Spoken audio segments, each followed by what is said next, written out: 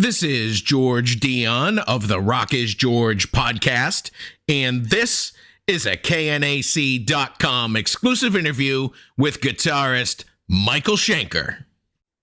Today we're talking about your latest release, My Years With UFO. It came out on September 20th through Ear Music. This is a 50th anniversary celebration of your time in UFO. I know the last couple of years you were celebrating 50 years of Michael Schenker.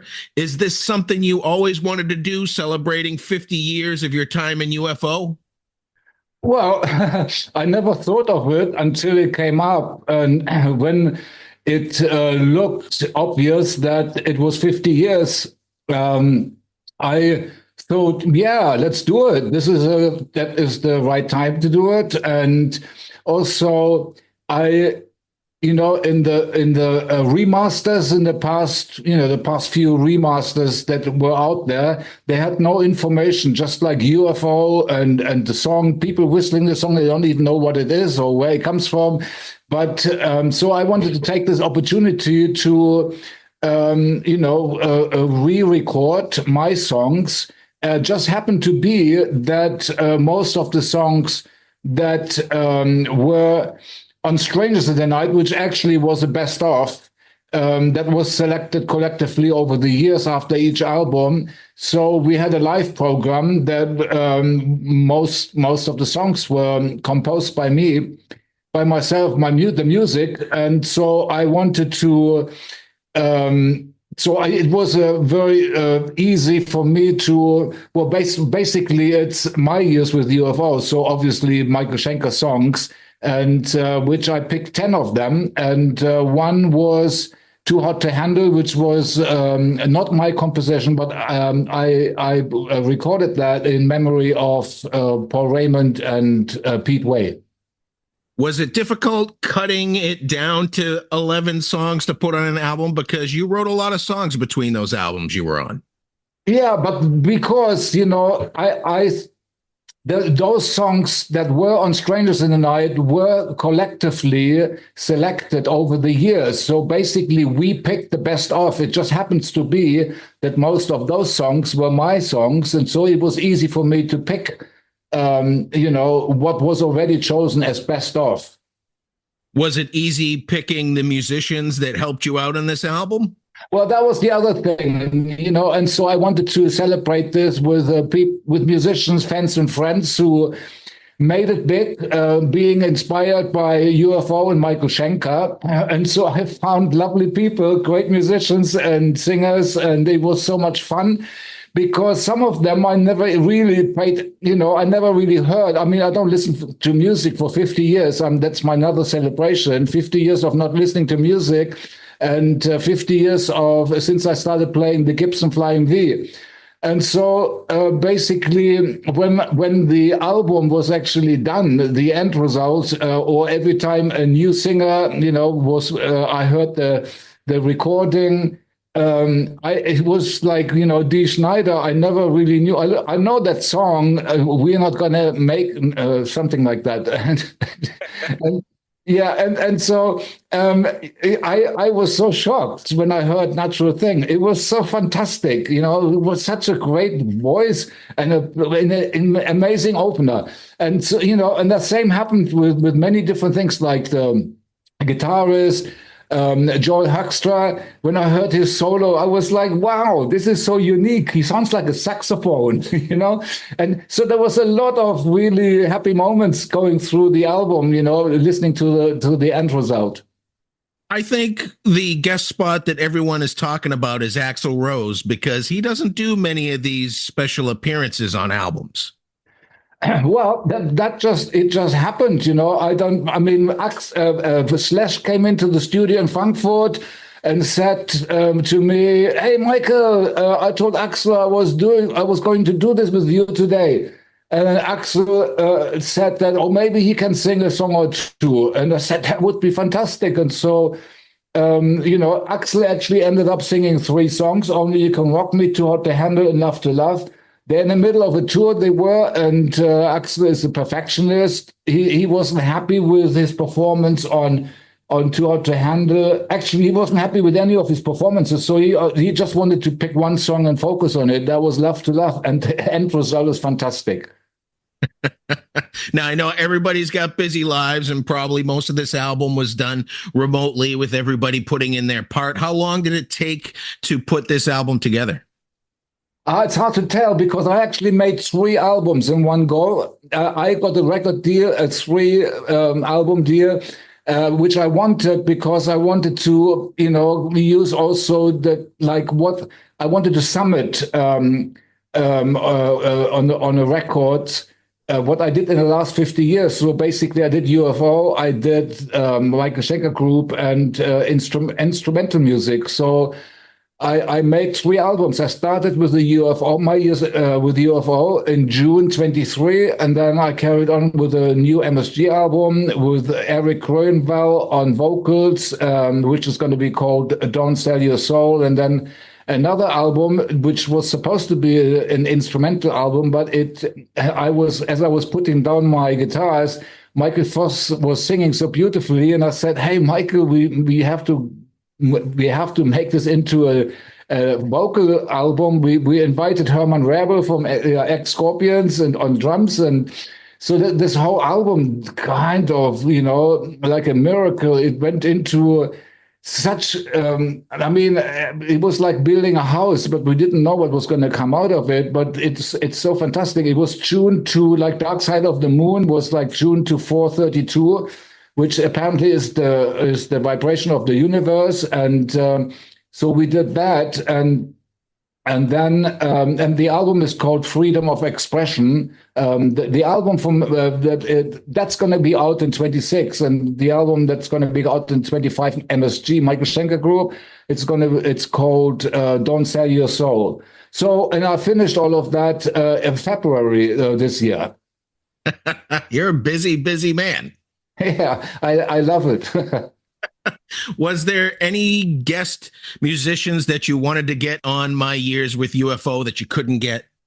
I'm not really sure because, this whole thing triggered in. I mean, ideas came from all sides. Record company, Michael Voss, my co-producer. I bumped into Stephen Percy on the cruise, and he came to me with open arms, said, "Michael, we love you." And so I remember that maybe I should ask him if he wants to sing. And so, and then with Dee Schneider, he was sitting next to an award. He was sitting next to me at an award in Wales, and he was telling me how much of a fan he is. And so I obviously asked him. And so it's Beef Byford Saxon, he was not right next door to me in the dressing room. I pulled the curtain, said, "Hey, Biff, are you going to do this?" And so, and then Michael Voss had ideas, and then the record company had ideas. That's how, there was like Kai from Halloween and Erik Gronwall. I didn't know their voices, but I was told they really sound really good. And so I listened to it and I said, "Wow, they are excellent. That is a must." And so we asked them, and they did that. So it's like on all different levels, I guess, also from many different countries, continents. And so, but nothing was really premeditated. It was just things just happened by itself. And so, at the end of the day, what was done in studios, what was done in remotely, I have no idea because Michael Voss is the engineer. He does it. He lives in Germany in the mountains. So when he does that physical work, recording people, I have done my part. And so I think maybe Phil was approached, Phil Mock, but then we couldn't get through to him, and we heard he had a heart attack, and so we left that alone. And well, you have to ask Michael Voss if there was any other people that he was thinking of or approaching who declined. You obviously, your time in UFO, you had some good and you had some bad times. What's one of the good memories that stand out about your time with UFO in the 70s? Well, I'm an artist. I'm a musician, and I I am basically focusing on pure self-expression. That's why I didn't listen to music for 50 years and still don't. And so for me, it's all about music. So basically, the bad times, good times, that is live, exaggerated when it comes down to talents and musicians. I'm not sure what people are talking about because I didn't even speak English much in the beginning. So it was all about music. Let the music do the talking, and that was a big blessing, because it was really just all about music, and that's what I am all about. It's music for me. And the I don't socialize much. I didn't with UFO. Just focus on the music. So much of the crazy stuff, fallouts and stuff like that, must have been more between Phil and the other guys, or maybe over the years they had different UFO versions. Maybe they had problems. But for me, I had a pretty happy time with UFO. I was focusing on my music. I was the main songwriter, and that was my happiness. Do you think that music fans today are more into hearing a nostalgic release like this, where you're re-recording your past music, than they are to new compositions? They're more into it for the nostalgia that they remember rather than latching on to new music. Well, how the whole thing works is when you're young, you just leave your home, you start creating something. And that speaks to your generation. And those people hear what you do, they go, wow, this is amazing. So this becomes, if you do something amazing, that becomes the soundtrack for those fans. And everything that happens in the beginning, the first kiss, the first girl, the first song, all of that kind of stuff that leaves very deep grooves, in the memory. And that's why those songs are always the most, and like I heard somebody saying, 50 years later is like a good wine, gets better as it gets older. But people, when they hear those moments played back from 50 years ago, those have the biggest impact. It happens to every artist, basically. It's just always the same story. And so I personally think that in the beginning, it's just like when you do something that people are very impressed with, they're all into it and they don't let it go forever. And that's it. And that lives, all these years. But, then life goes on, people may become, then UFO broke off anyway. And broke up. And then you have, the middle years when people have a family life and maybe they're not that interested anymore in music, but then later they come back again. And it's always the same cycle. It goes round and round and round. And then you have got the hardcore fans. They always they love to hear new compositions. But then the people who left the whole scene in the beginning, after they had enjoyed the beginning, they also then later only remember the beginning because they didn't listen too much in between. But the hardcore fans, there is a whole bunch of music lovers that are happy to hear new compositions. But and there is some kind of a cycle that everybody is part of. Agreed. You have plans to take this celebration of UFO into a live setting? Yeah, we already have confirmed Wacken in Germany and Alcatraz, and with Erik Gronwall singing.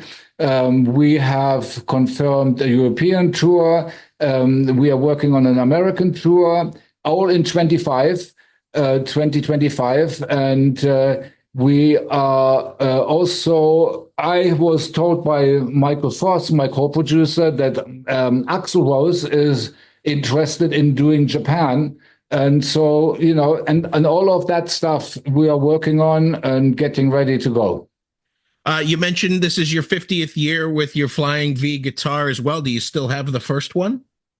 Oh, no. I'm not really, I don't collect guitars.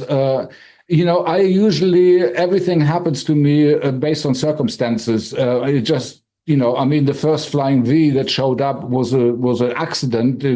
Everything happens, it just comes out of nowhere. And so when I like something that works, I stick with it. And until until somehow, it's time to change something. That happens by itself, basically, based on what is coming up. But in general, it's like I go through guitars, maybe one guitar breaks and can't be repaired again, or like an amplifier that I played with UFO broke down in '83, and that was the end of it. Somebody stole the inside out of my amp, and so I had to find a new one. But that's how it works, It's like I never stick necessarily because this is the first one. I have to keep that forever. But I play it as long as it works, and then for some reason things change, and I stick with the next thing. Well, the last couple of years you were celebrating 50 years of Michael Schenker. This year we're doing My Years with UFO. You mentioned the upcoming MSG album with Erik Gronwall next year. The year after that, the solo album with Michael Voss. Is there any plans to eventually revisit Michael Schenker Fest, where you bring together all the vocalists from MSG? Oh, I don't know. I don't really focus on different things at the same time. Like when I realized it's 24, UFO reunion. I mean, My Years with UFO. So it just kind of pops up as the 25 comes up. I might discover something that I didn't think of that all of a sudden becomes very apparent. And so that's how I do things. You're living in the moment. Yeah. Well, Michael, those are all the questions I have for you today. The new album is My Years with UFO. It's out now through Ear Music. Great collection, revisiting your back catalog with UFO. And I want to thank you for taking the time to speak with KNAC.com about it today. Thank you so much.